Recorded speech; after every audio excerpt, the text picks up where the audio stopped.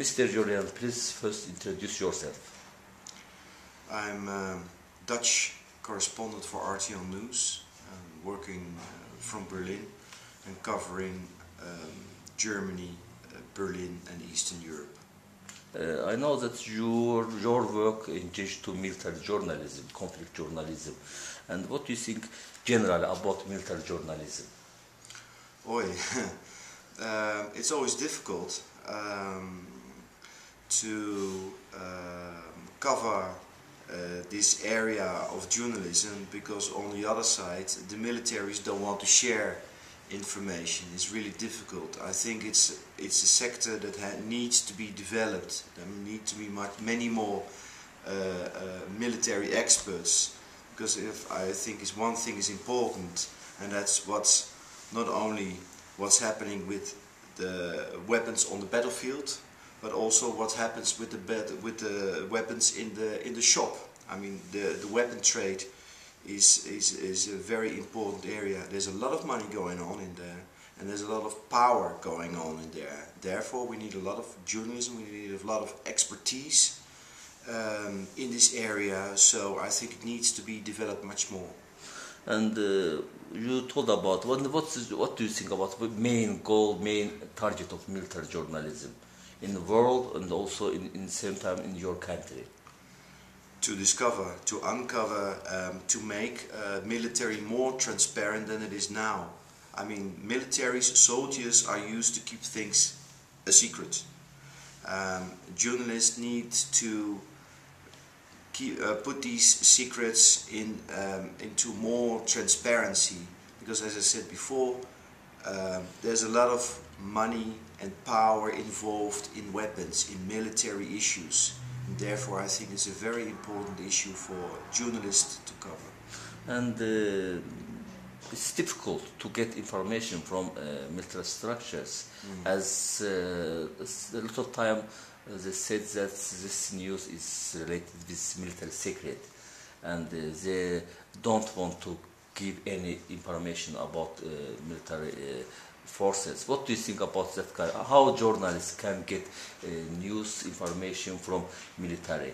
It's how can journalists get officially and non-officially information? Yeah, I think one thing is to cooperate with other journalists, and not only from your own country, but with journalists from other countries.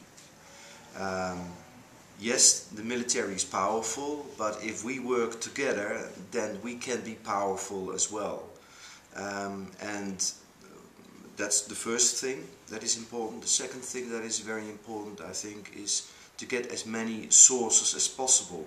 So not only the press officer of a certain company or of a certain sector of the military, but also archives. Look into the archives, and not only looking into the archives of a specific country, but look in other archives of other countries.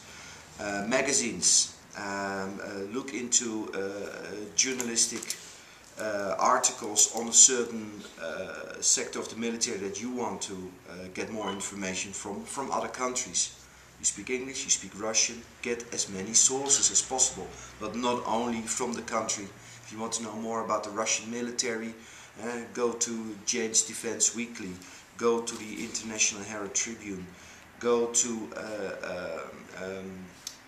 the different sources of NATO. There's a lot of data as well involved on the internet. You know, try to work your way around it. Try to work your way around the press officer. Officially, they will always try to keep things down, and you have to. The starting point is already that they want to keep things quiet, or that they want to tell the story that they want to tell. If it's the real story, then it's fine. But if it's not the real story, you have to cover it for yourself. If you get information which is related to military secret or state secret, will you share this information or not? Again? If you get information or news, this is related with military secret, or state secret. Yeah. Would you share this information or not? It depends. Again, talk with colleagues, check your information, because if this information that you got from a certain source, this source wants it to go out, doesn't mean that the source is a reliable source, or is that the information is reliable. You have to check it. You have to get another source to confirm that the information that he gave is the correct information. But if that is true, I mean, like if that's information that this person gave to you is true, and you have an outlet, that's the problem. It's not only you that's the problem. Also, you have to have an outlet, because if you have only one small website, nobody's going to read it. Work together with other outlets, newspapers or television stations, and try to combine the powers that you have, not working on your own. Mm-hmm. How your laws regulate these problems on this field? Do you have such kind of laws, regulation about media? Yeah, we have freedom of the press in Holland, in Germany. I work from Germany. Mm-hmm. So my status is more or less protected, but that doesn't mean that press officers on the other side of the line are not trying to hide their information. Will not make my life difficult. But I think that the situation in Georgia, but especially in Azerbaijan, is a lot different. There you don't have this traditional freedom of the press. Independent journalists have a much harder life in Azerbaijan than they have in Germany. Mm-hmm. You were in Azerbaijan or not? Yeah. What do you think about it? A long time ago. That was in 92. 92. Yeah. And now you get information about Azerbaijan. Yes, situation about Azerbaijan. All of these three South Caucasus countries. What's your opinion about the situation? About media, about activity or something? What do you think about that? Well, I think on the internet there's a lot of, there is possibilities to have some sort of a free press. But if it's about the newspapers, especially if it's about television, then there's only one source of information, and that's the governmental source of information. So that's a very one-sided spreading of information. So I still think a lot of things still need to be done in Azerbaijan, and I also think that that's good that journalists like you and you spread your wings. And I studied as well abroad before I started to work. But again, if you come from the West, there's much more tradition in freedom of the press, protection of journalism, protection of journalists, and in this respect I think that in Azerbaijan there's a long road to go.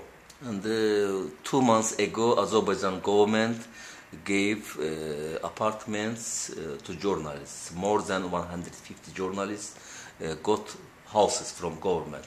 What do you think about that? Our official says that this is government support to media. Well, yeah, I wouldn't do that. I wouldn't live in a house that is paid for by somebody else. I wouldn't also do it if for example, a big company, if McDonald's came up to me and said, okay, I'm going to pay this house for you. There's no such thing as a free lunch. Sooner or later they want something back from this. Try to care for your independence. As soon as you live in a house that is supported by the government, sooner or later you might regret it. What's your documentary? It's about investigation in Gore. The death of cameraman Stan Storymans was very impressive, really. It's this documentary. What was your main aim to record this film? Who has done it and why? So who is responsible for this missile attack, and why did they do it? Because as you know, in the beginning we didn't know whether it was on the Russian side or on the Georgian side. Then we figured out that it was a Russian missile. Only the Russians have the missile in their arsenal, and the parts of the missile we found on the square. We also found them ourselves. So the evidence was quite clear. Nonetheless, they denied any involvement.